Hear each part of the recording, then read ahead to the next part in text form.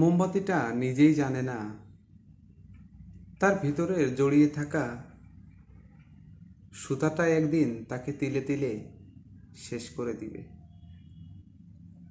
এ কথা কেন বলছি? একসময় পরিবারের সুখের কথা চিন্তা করে পরিবারের সবাই ভালো থাকবে এই মন মানসিকতায় নিজেকে উজাড় করে দিয়েছি। বিনিময়ে হতাশা, এক বুক কষ্ট, এক আকাশ দুঃখ ছাড়া আর কিছুই পাইনি।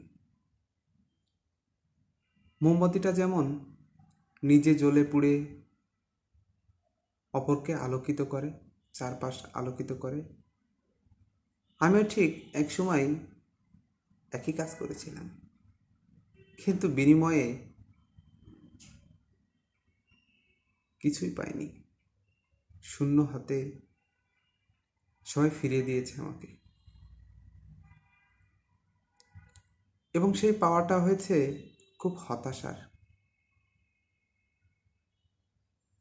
যে হিসাব নিকাশ কখনোই কোনোভাবে মিলাতে পারছি না। পরিবারের স্বার্থের দিকটা চিন্তা করে যা আয় রোজগার করেছি সব দিয়েছিলাম পরিবারের মানুষদের হাতে, কিন্তু এখন তারা আমাকে বলে আমি কি করেছি? কিছুই করিনি। আমি শুধুমাত্র দায়িত্ব পালন করেছি, যা ছিল আমার কর্তব্য। আপনারাই বলুন, কাউকে বিশ্বাস করাটা কি দোষের, অপরাধ, অন্যায়? আমার জানা নেই।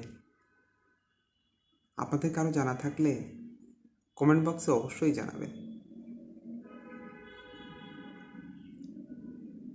কি করব, কি করা উচিত, কিছুই জানা নেই আমার।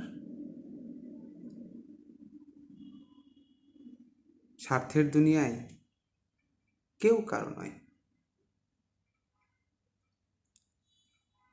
আশপাশে যে আপনজন দেখছি,